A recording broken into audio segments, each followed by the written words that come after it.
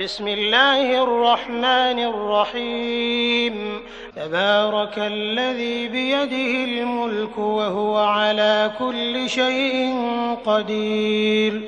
الذي خلق الموت والحياة ليبلوكم أيكم أحسن عملا وهو العزيز الغفور الذي خلق 7 سماوات طباقا ما ترى في خلق الرحمن من تفاوت فارجع البصر هل ترى من فطور ثم ارجع البصر كرتين ينقلب إليك البصر خاسئا وهو حسير ولقد زينا السماء الدنيا بمصابيح وجعلناها رجوما للشياطين وأعتدنا لهم عذاب السعير وللذين كفروا بربهم عذاب جهنم وبئس المصير إذا ألقوا فيها سمعوا لها شهيقا وهي تفور تكاد تميز من الغيظ كلما ألقي فيها فوج سألهم خزنتها ألم يأتكم نذير قالوا بلى قد جاءنا نذير فكذبنا وقلنا ما نزل الله من شيء إن أنتم إلا في ضلال كبير وقالوا لو كنا نسمع أو نعقل ما كنا في أصحاب السعير فاعترفوا بذنبهم فسحقا لأصحاب السعير إن الذين يخشون ربهم بالغيب لهم مغفرة وأجر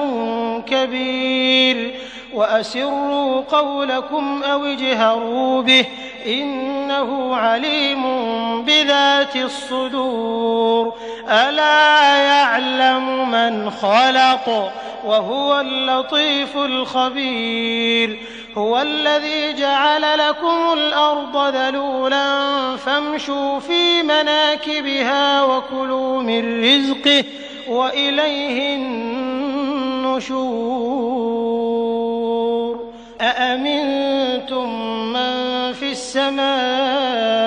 أن يخسف بكم الأرض فإذا هي تمور أم أمنتم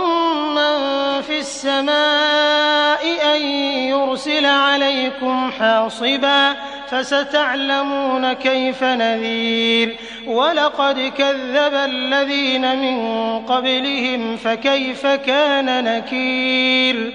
أولم يروا إلى الطير فوقهم صافات ويقبضن ما يمسكهن إلا الرحمن إنه بكل شيء بصير أمن هذا الذي هو جند لكم ينصركم من دون الرحمن إن الكافرون إلا في غرور أمن هذا الذي يرزقكم إن أمسك رزقه بل لجوا في عتو ونفور أفمن يمشي مكبا على وجهه أهدى أمن يمشي سويا على صراط مستقيم قل هو الذي أنشأكم وجعل لكم السمع والأبصار والأفئدة قليلا ما تشكرون قل هو الذي ذرأكم في الأرض وإليه تحشرون ويقولون متى هذا الوعد إن كنتم صادقين قل إنما العلم عند الله وإنما أنا نذير مبين فلما رأوه زلفى سيئت وجوه الذين كفروا وقيل هذا الذي كنتم به تدعون قل أرأيتم إن أهلكني الله ومن معي أو رحمنا فمن يجير الكافرين من عذاب أليم قل هو الرحمن آمنا به وعليه توكلنا فستعلمون من هو في ضلال مبين قل أرأيتم إن أصبح ماؤكم غورا فمن يأتيكم بماء معين